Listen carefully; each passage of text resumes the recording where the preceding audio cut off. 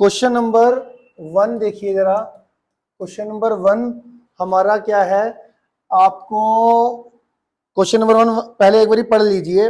इसमें देखो क्या कह रहा है, a survey conducted by an organization for the cause of illness and death among the womens between the ages of 15 to 44 year world wide found the following figure in percentage.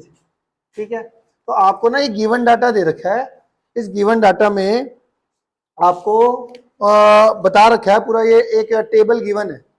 उस table के अंदर आपको बता रखा है कि भैया reproductive health condition की वजह से जो फीमेल फर्टिलिटी रेट परसेंटेज है वो है 31.8, न्यूरोसाइकेट्रिक कंडीशन है वो है 25.4, इंजरीज की वजह से फीमेल फर्टिलिटी रेट है 12.4, कार्डियोवास्कुलर कंडीशन की वजह से जो फीमेल फर्टिलिटी रेट है वो है 4.3, ऐसी रेस्पिरेटरी कंडीशंस के हिसाब से जो फीमेल फर्टिलिटी रेट है परसेंटेज है वो है 4.1, एंड अदर कोजेस की वजह से जो फीमेल फर्टिलिटी रेट है उसकी परसेंटेज है 22%। ठीक, सबसे पहले इन्होंने क्या कर रखा है, इसको बार ग्राफ की हेल्प से एक ग्राफ बनाना है, बार ग्राफ। ठीक है, पहला क्वेश्चन तो यह है कि इसको ग्राफिकली रिप्रेजेंट करो, क्योंकि बनेगा बार ग्राफ की हेल्प से। दूसरा कह रहा है इसमें, which condition is a major of women ill death ill health and death world wide. ठीक है, ये सारे मैं पार्ट वाइज आपको बताता रहूंगा। अब देखो फिलहाल के लिए सबसे पहले तो इसके अंदर आपको बार ग्राफ कैसे बनाना है इस बात को समझना है। बार ग्राफ कैसे बनता है, आपने एक बनानी है हॉरिजॉन्टल लाइन, ठीक है, दो लाइनें बनानी है, एक हॉरिजॉन्टल लाइन एक परपेंडिकुलर लाइन जिसको वर्टिकल लाइन बोलते हैं। एक वर्टिकल लाइन बनानी है और एक हॉरिजॉन्टल लाइन बनानी है। ठीक है, जनरली आप इसको याद होगा, आपने एक्स एक्सिस बोलते रहे, इसको वाई एक्सिस बोलते हैं। ठीक है जी, अब आपके पास 1 2 3 4 5 6 तरीके के इन्होंने कोर्सेज दिए हैं फीमेल फर्टिलिटी रेट के। 6 कोर्स दे रखे हैं। कौन से, एक तो दे रखा है रिप्रोडक्टिव हेल्थ कंडीशन, वो कितने परसेंट है फीमेल फर्टिलिटी रेट के लिए, 31.8% है। कितने, 31.8% क्या दे रखा है आपको, फीमेल फर्टिलिटी रेट कितना है, 31.8%। किसकी वजह से, रिप्रोडक्टिव हेल्थ कंडीशन की वजह से। ऐसी न्यूरो, ये मैंने शॉर्ट फॉर्म में लिख लिया, न्यूरोसाइकेट्रिक कंडीशन, न्यूरोसाइकेट्री कंडीशन की वजह से जो फीमेल फर्टिलिटी रेट है वो है 25.4, और इंजरीज की वजह से जो फीमेल फर्टिलिटी रेट है वो है 12.4, और आपका कार्डियोवास्कुलर डिजीजेस, ये मैंने ऐसे लिख लिया वर्टिकल में, वो कितना है आपका 4.3% है female fertility rate. Respiratory condition क्या है 4.1%, और अदर कोसेस की वजह से जो फीमेल फर्टिलिटी रेट है वो है 22%। ठीक है जी, अब देखो आपने सबसे पहले एक्स एक्सिस, ये एक हॉरिजॉन्टल लाइन ड्रॉ करी, एक वर्टिकल लाइन ड्रॉ करी। हॉरिजॉन्टल लाइन को जनरली हम वैसे जब हमने कोऑर्डिनेट सिस्टम पढ़ा था चैप्टर 3, तो उसमें हम इसको एक्स एक्सिस बोलते थे और इसको वाई एक्सिस बोलते थे। ठीक है, अब आपने बनाना कैसे है, जैसे रिप्रोडक्टिव हेल्थ कंडीशन है, इसमें जो आप ये रेक्टेंगुलर बॉक्स बनाते हो ना, एक तो इनकी विड्थ सेम होनी चाहिए, एक तो क्या होनी चाहिए इनकी, जितनी इसकी होनी चाहिए, जैसे ये रेक्टेंगुलर बॉक्स बनाया सेम इतनी ही विड्थ का, ये वैसे इतनी ही विड्थ का, ये सेम विड्थ होनी चाहिए सारे बॉक्सेस की। एक तो ये बात। दूसरा, दोनों रेक्टेंगुलर बॉक्स के बीच में जो डिफरेंस है वो भी इक्वल होना चाहिए। एक तो रेक्टेंगुलर बॉक्स की विड्थ सेम होनी चाहिए, और जो रेक्टेंगुलर बॉक्स के बीच में जो डिफरेंस है वो भी सेम होना चाहिए हर एक के बीच में। ये दो चीजें समझ में आ गई कि नहीं आ गई, क्लियर है। तो मैंने मान लो ये 5 यूनिट का डिफरेंस छोड़ा पहली बार, तो 5 यूनिट के बाद मैंने सबसे पहले लिया रिप्रोडक्टिव हेल्थ कंडीशन, और 31.8% तक था, तो इस बॉक्स की जो हाइट होगी वो 31.8 तक करनी है अपनी। कितनी होगी, 31.8। अब ये 5 10 15 20 25 30, अब पहले ना आपको स्केल देखना आना चाहिए।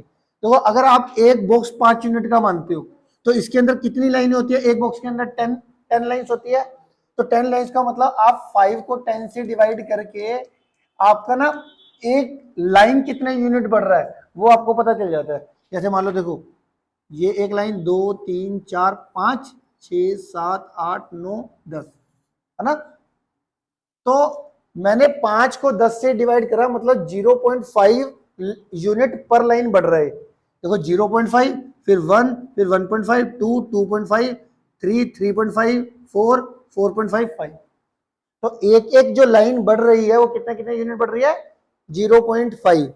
अगर मान लो ये एक बॉक्स 10 यूनिट का होता है एग्जांपल के तौर पे, तो 10 को मैं किससे डिवाइड करता, 10 से। एक बॉक्स में क्योंकि लाइनें 10 है तो हमेशा 10 से डिवाइड होगा।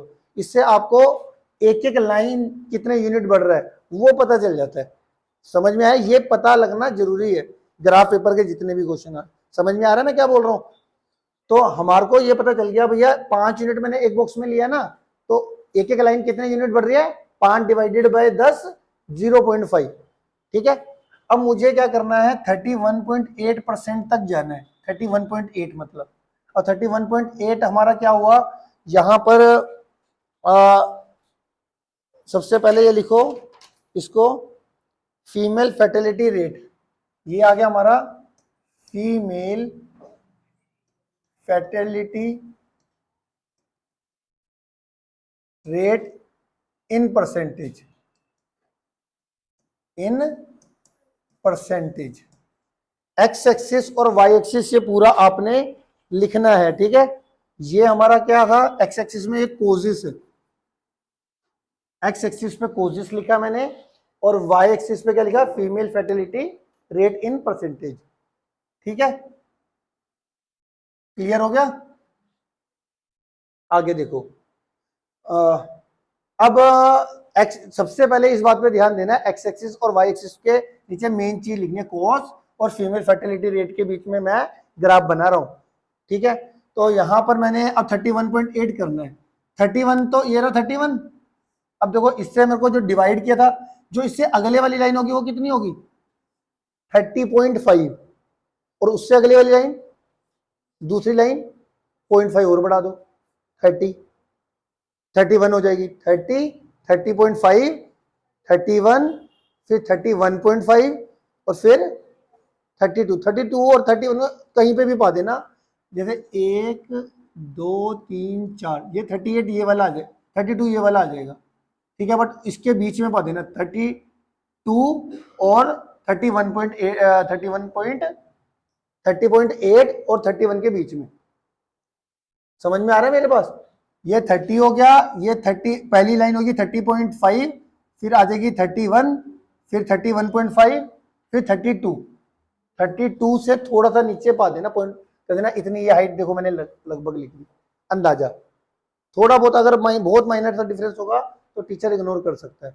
अगला देखो, ठीक है 25.4, तो 25 तो ये रहा, तो पहली ही लाइन कितनी होती है, 0.5 बढ़ती है, 0.5 बढ़ती है ना एक लाइन, तो आप एक लाइन तक वो कर देना, मतलब 25 से अगले वाले जो लाइन आएगी उधर तक आप हाइट बना देना।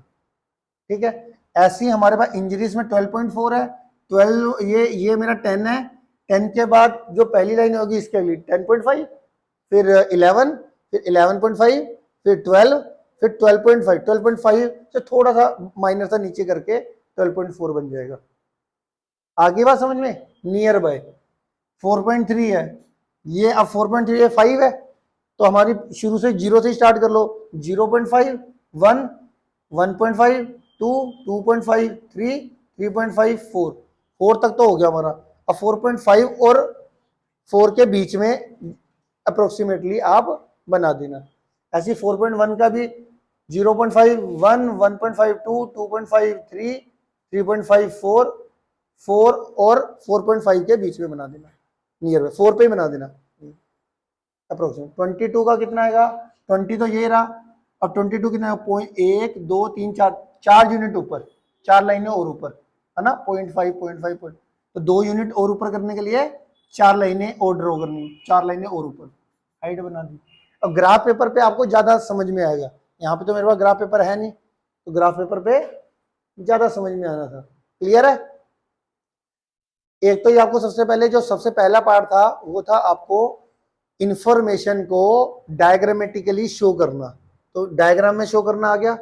तो अगर आप क्वेश्चन में देख रहे हो तो देखो इन्होंने क्या दे रखा था, जो सबसे पहला कोस दे रखा है, कोस को मैंने क्या लिखा नीचे इस तरफ, पहले कॉलम में कोस है, दूसरे में female fertility rate in percent है।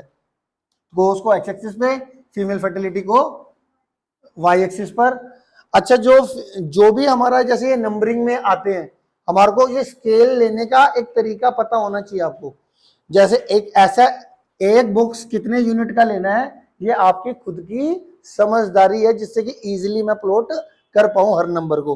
तो जैसे मेरा यहाँ पर 31.8 देखो 31.8 था, 25.4 था, 12.4 था, 4.3 था। तो हमने क्या करा, पॉइंट 0.5 का एक यूनिट ले लिया, 0.5 की एक यूनिट ले ली, मतलब पूरा 10 बॉक्स का मैंने 5 यूनिट ले लिया। समझ में आया? क्लियर है? अब जैसे ऐसे होता है, जैसे 31, 30, 45, 60, 90 सारे इंटीजर्स होते, तो मैं क्या करता, एक बॉक्स को 10 यूनिट लेता। अगर पॉइंट में ना होता, जैसे अब पॉइंट में है, पॉइंट में है ना परसेंटेज, तो मैंने पॉइंट में लिया एक लाइन 0.5, एक लाइन कितनी ली 0.5, तो एक बॉक्स कितने का हो गया 5 यूनिट का हो गया। समझ पा रहे हो मेरी बात? अगर मेरे सारे इंटीजर्स में होते ना, तो 1 से लेके 100 तक कुछ भी आए इंटीजर्स में, तो मैं बॉक्सेस 10 का ले लेता। 10 बॉक्सेस का मतलब एक लाइन कितना बढ़ती, 10/10 1।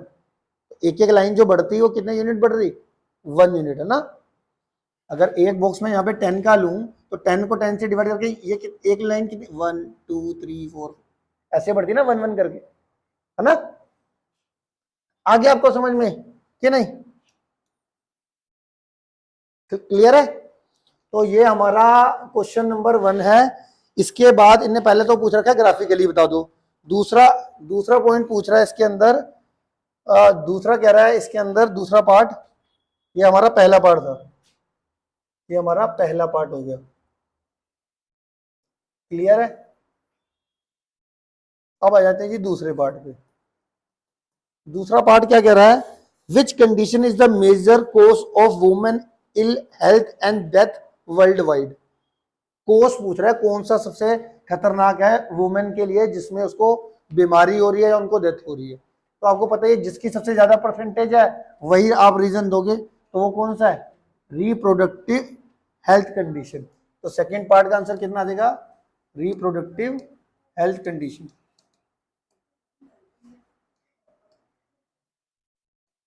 है ना। थर्ड पार्ट क्या कह रहा है, थर्ड पार्ट कह रहा है कि आप अपने टीचर के साथ मिलकर बताओ कि भैया ये जो कौन से 2 फैक्टर हैं जो इंपॉर्टेंट रोल अदा कर सकते हैं इन कोर्स के लिए, above being a major course. ठीक है, कि इसमें से कौन कौन से कोर्स हैं और क्या क्या फैक्टर हैं जिससे कि हम इनसे बच सकते हैं। या देखो होता क्या है कि एक तो कोई भी प्रॉब्लम कभी तभी आती है जब हम उसके प्रति अनअवेयर हो। तो हम ये कह सकते हैं लैक ऑफ एजुकेशन की वजह से कोई भी बंदा बीमारी से कब बच सकता है, जब उसकी नॉलेज अच्छी है। तो अगर किसी बंदे को कोई प्रॉब्लम होगी, इसका मतलब उसको पहले से ये नहीं पता था किन चीजों के लिए अवेयर होना चाहिए। तो लैक ऑफ एजुकेशन मैं थर्ड पार्ट में कह सकता हूँ, लैक ऑफ एजुकेशन। या फिर एक दूसरा फैक्टर होता है हमारे पास पुअरनेस का, कि भाई बंदे पुअर है। अब मान लो मेरे को बहुत एजुकेशन है और मेरे को उस एजुकेशन के थ्रू जो उस बीमारी से बचना है और उसके लिए मेरे को लगना है पैसा, वो मुझे पता है, नॉलेज भी है, सब कुछ है, पैसा लगना है, मैं गरीब हूं, मैं नहीं कर पाऊंगा, नहीं कर पाऊंगा ना लास्ट में। तो कई गरीब बंदे ऐसे होंगे जो कि इलाज नहीं करवा पाते और फाइनली वो मर जाते हैं, होते हैं ना ऐसे। तो हमारे क्या होता है, अमीर बंदा है, उसको नॉलेज कम होने की वजह से वो बीमारी के उसमें आ गया, घेरे में आ गया, है ना। और गरीब बंदा बीमारी के घेरे में आ गया मगर उसका पैसा नहीं है, वो इसलिए नहीं बच पाया। दोनों ही केस में बंदा नहीं बच पाया, चाहे एजुकेशन की नॉलेज की कमी की वजह से या फिर पैसों की कमी से, है ना। तो ये था हमारा पहला क्वेश्चन, और इसके अंदर मैंने आपको क्या सिखाया, बार ग्राफ कैसे बनाना है। बार ग्राफ का ध्यान से रखना, एक तो जो आप रेक्टेंगल बनाते हो उसकी विड्थ सेम होनी चाहिए सबकी, और दूसरी वे दो रेक्टेंगल के बीच में जो गैप होना चाहिए वो सेम मेंटेन होना चाहिए। तीसरी चीज का ध्यान रखना है कि भैया जो ये आप बॉक्सेस लेते हो इस तरीके से आपने बॉक्सेस की यूनिट लेनी है, एक बॉक्स की लेनी है कि आप जितने भी ये नंबर आपको की हाइट बनानी है रेक्टेंगल की हाइट वो सारी की सारी इजिली आप बना पाओ। इस तरीके से एक बॉक्स का आपने चूज करना है कि कितने यूनिट का लेना है। ठीक है।